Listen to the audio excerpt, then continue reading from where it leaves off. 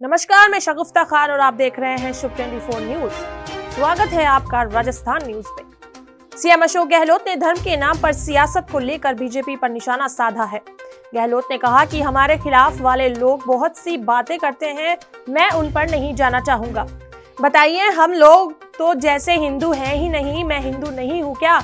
आपको क्या लगता है ये क्या है? यहाँ पर ये बैठे हुए हिंदू हैं कि मुसलमान? आप बताइए, ये हिंदू मुस्लिम की राजनीति करके हमें चुनाव हरवाते हैं। गहलोत बुधवार को जयपुर के दुर्गापुरा स्थित state institute of agriculture management परिसर में पशुपालक सम्मान समारोह में बोल रहे थे। उन्होंने कहा कि ये हमें बदनाम क्यों करते हैं, ये समझ से परे है। ये गाय की बात करते हैं। मैं जब दूसरी बार सीएम था तब देश में पहला गौ निदेशालय खोला। सरकार बदल गई और बीजेपी राज में उसे विभाग बना दिया और न नाम बदला, काम नहीं बदला। बीजेपी राज में 5 साल में गौशालाओं को अनुदान के केवल 143 करोड़ रुपए दिए, जबकि हमने 2313 करोड़ रुपए दिए। अब हमने नंदीशालाओं के लिए 12 महीने का अनुदान कर दिया है। गहलोत ने कहा कि धर्म के नाम पर राजनीति करना उचित नहीं है। जातियों बिरादरियों में धर्म के नाम पर कट्टरता बढ़ती है, वह देश हित में नहीं है। प्रेम और भाईचारा ही जिंदगी में काम आता है। हमारी उम्र कोई 1000 साल तो है नहीं। 1000 साल उम्र होती तो फिर भी बात कर सकते थे कि अभी जिंदगी कितनी पड़ी है। कार्यक्रम में महंगाई पर सीएम ने कहा, आज देश में महंगाई बहुत भयंकर है, तनाव भयंकर है, हिंसा हो रही है। देश की पूंजी गिने चुने लोगों के हाथ में है। हमने राजस्थान में प्रति व्यक्ति आय बढ़ाई है। बीजेपी के 5 साल की तुलना में हमारे समय में राजस्थान की प्रति व्यक्ति आय बढ़ी है। गहलोत ने राजस्थान में 8 लाख तक की आय वाले पशुपालकों की पशुओं का फ्री पशु बीमा करने की घोषणा की है। अब इसका सारा खर्च सरकार उठाएगी। उन्होंने बताया कि अब तक पशुपालकों को अपने खर्च पर दुधारू पशुओं का बीमा करवाना होता है। गहलोत ने कहा कि चिरंजीवी योजना में के तहत जिस तरह 8 लाख तक की आय वालों का प्रीमियम सरकार भरती है, उसी तरह अब 8 लाख तक की आय वाले पशुपालकों का बीमा प्रीमियम सरकार भरेगी। 8 लाख से ज्यादा आय वालों के प्रीमियम के बारे में भी तय किया जाएगा। सरकार ने लंपी से मरने वाले दुधारू पशुओं के लिए 40,000 रुपए देने की घोषणा की थी। गहलोत ने कहा था कि हमें चिरंजीवी योजना में अब 25 लाख रुपए तक का इलाज करवाने का प्रावधान किया है। 30 मार्च को राजस्थान दिवस पर हम 25 लाख की चिरंजीवी योजना लॉन्च कर रहे हैं। कार्यक्रम में चिरंजीवी योजना का जिक्र करते हुए कहा कि सभी 1 करोड़ 32 लाख महिलाओं को फ्री स्मार्टफोन देंगे। 3 साल तक फ्री इंटरनेट सुविधा के साथ स्मार्टफोन दिए जाएं। इंटरनेशनल मार्केट में चिप की कमी के कारण मोबाइल महंगे हो गए हैं और सप्लाई भी कम है। इसीलिए हमने तय किया है कि अब पहले फेज में राखी से हम 40 लाख को मोबाइल देंगे। राखी से कॉलेज में पढ़ने वाली छात्राओं, विधवाओं और एकल महिलाओं को दिए जाएंगे। इसके बाद बाकी महिलाओं को भी देंगे। वन रक्षक भर्ती परीक्षा के पेपर लीक प्रकरण में दोषी पाए जाने पर अजमेर डिस्कॉम में कार्यरत तकनीकी सहायक दीपक शर्मा को विभागीय अनुशासनात्मक कार्यवाही करते हुए बर्खास्त कर दिया गया है। प्रबंध निदेशक NS निर्वाण ने बताया कि राजस्थान कर्मचारी चयन बोर्ड द्वारा 12 नवंबर 2022 को वन रक्षक भर्ती परीक्षा आयोजित की गई थी। इस परीक्षा के पेपर लीक प्रकरण में अजमेर डिस्कॉम में कार्यरत दीपक शर्मा की लिप्तता सामने आई थी। पुलिस अनुसंधान में दोषी पाए जाने पर निगम कर्मचारी दीपक शर्मा को राजकीय सेवा से बर्खास्त कर दिया गया है। उन्होंने बताया कि बर्खास्त कर्मचारी अजमेर डिस्कॉम के सहायक अभियंता कार्यालय रेल मगरा जिला राजसमंद में तकनीकी सहायक के पद पर कार्यरत था। वन रक्षक भर्ती परीक्षा पेपर लीक मामले में गिरफ्तार दीपक कुमार शर्मा 2018 से दरीबा सब ग्रिड स्टेशन पर टेक्निकल हेल्पर के रूप में कार्यरत था। वह रेल मगरा में सरकारी क्वार्टर में अपने परिवार के साथ रहता था। वन रक्षक भर्ती परीक्षा के प्रश्न पत्र की आंसर शीट को व्हाट्सएप पर सेंड करने का आरोपी दीपक कुमार शर्मा अजमेर विद्युत वितरण निगम लिमिटेड के रेल मगरा उपखंड के 132/33/11 केवी ग्रिड सब स्टेशन दरीबा पर टेक्निकल हेल्पर के रूप में स्थायी तौर पर कार्यरत है। 10वीं क्लास पास दीपक ने ITI डिप्लोमा किया था। साल 2018 से वह रेल मगरा क्षेत्र में कार्यरत है। दीपक रेल मगरा के सरकारी क्वार्टर में अपनी पत्नी के साथ रह रहा था। उसका वेतन 21,400 रुपए है। 12 नवंबर को दीपक ने वन रक्षक भर्ती परीक्षा के पेपर की आंसर शीट को 6 लाख रुपए की डील कर व्हाट्सएप पर सेंड किया था। अजमेर के कंचन नगर दौराई क्षेत्र में स्थित खाली पड़े प्लॉट के टैंक में युवक की बॉडी मिलने से हड़कंप मच गया। आसपास के लोग मौके पर इकट्ठा हो गए और रामगंज थाना पुलिस को सूचना दी गई। सूचना मिलते ही पुलिस अधीक्षक, सब इंस्पेक्टर और थाने का जाब्ता मौके पर पहुंचा और घटनास्थल का जायजा लिया गया। पुलिस ने युवक की सड़ी गली लाश को सिविल डिफेंस की मदद से निकलवाकर हॉस्पिटल की मोर्चरी में रखवाया है। रामगंज थाना पुलिस युवक की मौत कैसे हुई इसे लेकर जांच में जुटी हुई है।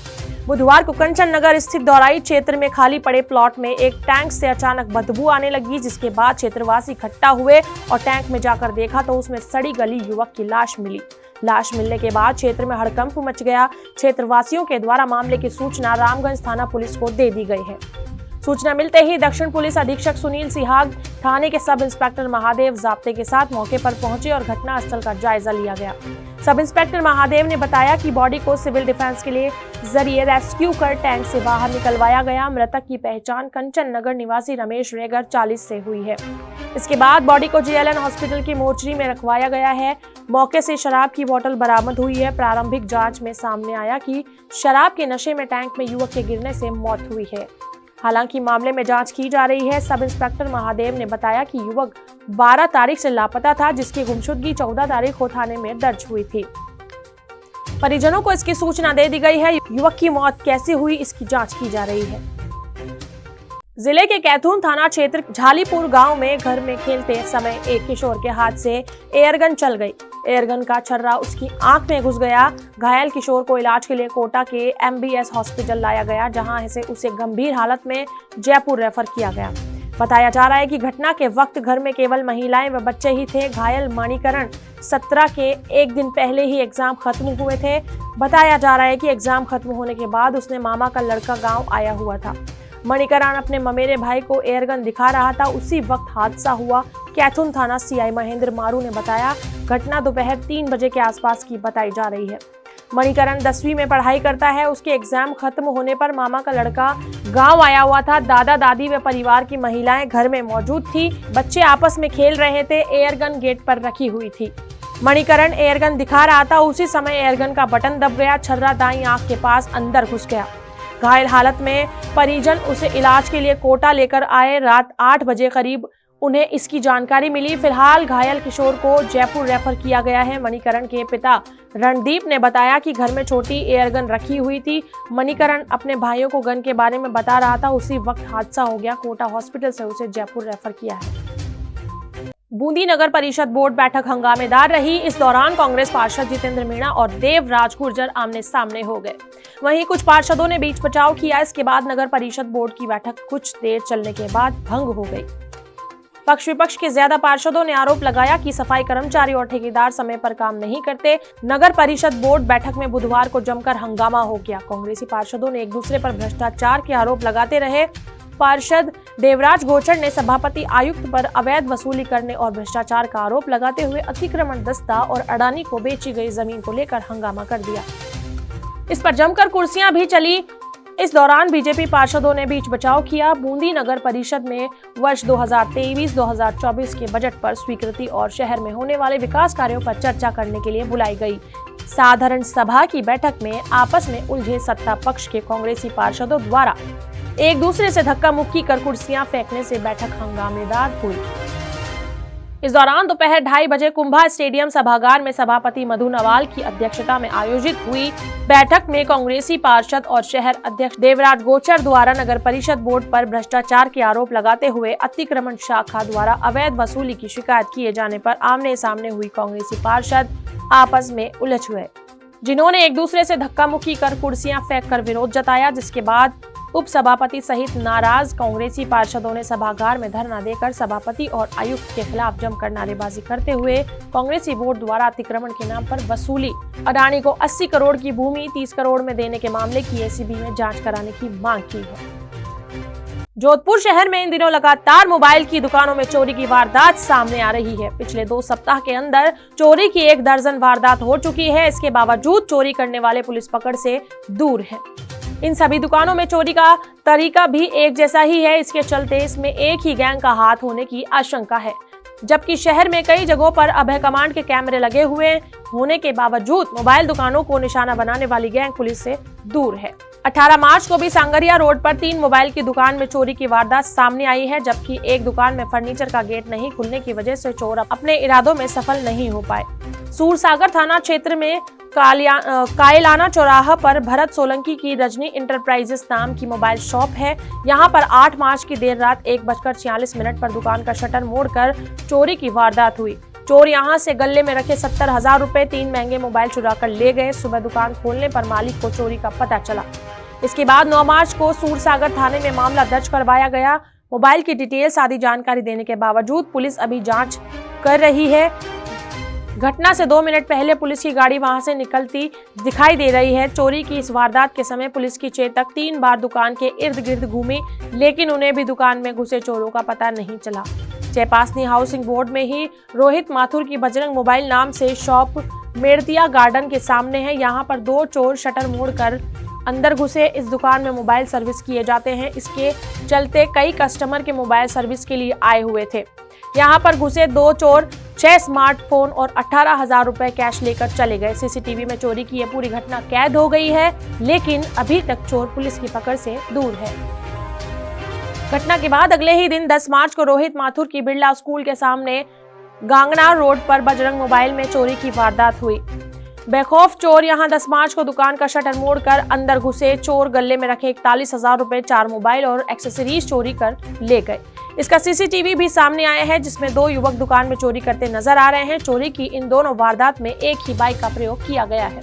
यहाँ भी अभय कमांड के कैमरे रात के समय खराब थे। चोरों की इस गेम में पुलिस का कोई डर नहीं है। यही नतीजा है कि 12 मार्च की रात भी 4 दुकानों के शटर तोड़कर चोरी की वारदात की गई, जिसमें चौपासनी हाउसिंग बोर्ड थाना क्षेत्र के Radhe mobile, Kailash mega mart और पास की 2 अन्य दुकानों में वारदात हुई।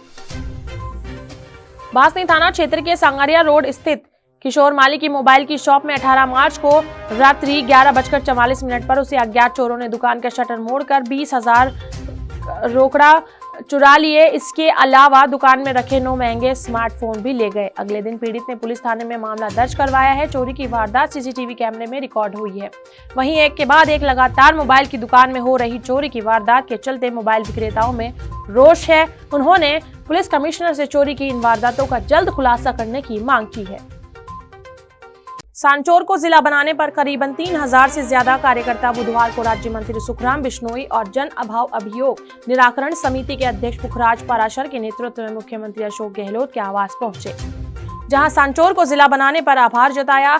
इस दौरान सभा को संबोधित करते हुए अशोक गहलोत ने कहा कि मुझे खुशी है कि प्रदेश में 19 जिले बने हैं। सांचौर वालों को कोई उम्मीद नहीं थी कि हमारा कस्बा भी जिला बनेगा, लेकिन सांचौर भी जिला बना है। प्रदेश में कई जगहों पर 30 से 40 साल तक ब्यावर अनूपगढ़ की जिला बनाने की मांग थी, तब जाकर जिले बने हैं, लेकिन सांचौर की हालत बिल्कुल उल्टी है। सांचौर को बिना मांगे ही जिला बनाया है। गहलोत ने कहा कि सांचौर के लोग रात को सोए थे तब जिला दूसरा था और सुबह उठे तो सांचौर खुद जिला बन गया था। उन्होंने देश की आजादी का जिक्र करते हुए कहा कि पंडित जवाहरलाल नेहरू ने देश के आजाद हुआ तब कहा था कि आज देश आजाद हुआ है। उसी प्रकार की स्थिति सांचौर के साथ बनी और सुबह लोग उठे तो सांचौर जिला बन चुका था। वहीं गहलोत के बाद राज्य मंत्री ने गहलोत का सभा को संबोधित करके सांचौर को जिला बनाने पर गहलोत का आभार जताया। इस दौरान सांचौर के नगर पालिका के अध्यक्ष नरेश सेठ, स्मृति वन कमेटी के अध्यक्ष अमरा राम माली, हिंदू सिंह डूटवा, पूर्व प्रधान शमशेर अली, गणपत सारण, बीरबल पूनिया, डॉक्टर भूपेंद्र बिश्नोई स्थित करीबन 3,000 से ज्यादा कार्यकर्ता मौजूद रहे। लीबिया के ट्रिपोली में भारत के 9 लोग करीब 2 महीने से फंसे हुए हैं। इन लोगों को सशस्त्र लोगों ने किडनैप कर भूमध्य सागर किनारे एक पोर्ट पर बंधक बनाकर रखा है। इन 9 भारतीयों में एक झुंझुनू का merchant navy chief engineer Karampal 36 भी शामिल है। करमपाल ने एक वीडियो बनाकर अपने भाई को भेजा और आप बीती सुनाई। इन लोगों ने भारत की सरकार से उन्हें मुक्त कराने की अपील की है। करमपाल के भाई धर्मेंद्र ने दैनिक भास्कर को करमपाल के भाई धर्मेंद्र ने मीडिया को यह वीडियो उपलब्ध कराया, जिसमें भारतीय लोग बचाने की गुहार लगाते दिख रहे हैं। 33 सेकंड के इस वीडियो में एक भारतीय कह रहा है, हेलो सर, हम लोग 9 भारतीय ट्रिपोली के लीबिया पोर्ट के पास जहाज के क्षतिग्रस्त हो जाने के कारण फंसे हुए हैं। हम 18 जनवरी 2023 से फंसे हुए हैं। यहाँ का माहौल अच्छा नहीं है, सभी लोग डरे हुए हैं, नहीं पता हम किसके अंडर हैं, यह लोकल अथॉरिटी है या कौन है, हम नहीं जानते। भारत सरकार से अपील है कि हमें यहाँ से जल्द निकलवाने का कष्ट करें। झुंझुनू के सूरतगढ़ इलाके के कुलोड कला गांव निवासी धर्मेंद्र ने बताया कि उनका बड़ा भाई करमपाल 2007 में नेवी में भर्ती हुआ था। धर्मेंद्र खुद भी मर्चेंट नेवी में है। फिलहाल छुट्टी पर चल रहे हैं। करमपाल 1 जनवरी 2013 को इंडिया से माल्टा यूरोपीय द्वीप पहुंचा था। माल्टा में उसने शिप माया 1 ज्वाइन किया था। उसके साथ 8 नाविक साथी थे। सभी लोग ट्यूनीशिया इजिप्ट के लिए रवाना हुए थे। धर्मेंद्र का कहना है कि उसके भाई का शिप खराब मौसम के कारण लीबिया के समुद्री एरिया में चला गया, जहां सशस्त्र लोगों ने उन्हें जहाज को 18 जनवरी को अपने कब्जे में ले लिया। इसके बाद 19 जनवरी को उन्होंने फोन करके उन्हें इसकी जानकारी दी। उन्होंने करीब 20 दिन तक सभी को उन्हीं के जहाज में बंधक बनाकर रखा। इसके बाद उन लोगों ने भारतीयों को दूसरी जगह शिफ्ट कर दिया और उनके शिप माया 1 को समुद्र में सिंक कर दिया। धर्मेंद्र का कहना है कि उसके भाई को ट्रिपोली में बंधक बनाकर रखा गया है। धर्मेंद्र ने शिपिंग कंपनी के मालिक से भी संपर्क किया तो उन्होंने अपने स्तर पर मदद का भरोसा दिया। इसके बाद से परिजन दूतावास के चक्कर लगा रहे हैं। उपराष्ट्रपति को डॉक्यूमेंट भेजकर मदद मांगी। इस पर 20 मार्च को संपर्क करने के लिए कहा गया था। फिर 20 मार्च को बताया गया कि पूरा मामला विदेश मंत्रालय को भेज दिया गया है, जल्द से जल्द मदद की जाएगी। कैद में रह रहे भारतीयों ने एक वीडियो अपने परिजनों को भेजकर भारत सरकार से मदद की गुहार लगाई है। साथ ही डूबे हुए अपने जहाज की फोटो भी शेयर की है। तूफान में फंसने के बाद जहाज क्षतिग्रस्त हो गया। धर्मेंद्र का कहना है कि उपराष्ट्रपति भवन में आश्वासन मिला है कि जल्द ही सभी को सुरक्षित भारत लाने का प्रयास किया जाएगा। धर्मेंद्र ने जिला कलेक्टर के जरिए मुख्यमंत्री अशोक गहलोत को भी पत्र भेजकर भारतीय दूतावास के जरिए से लीबिया के दूतावास से संपर्क साधकर सभी भारतीयों को छुड़ाने की गुहार लगाई है।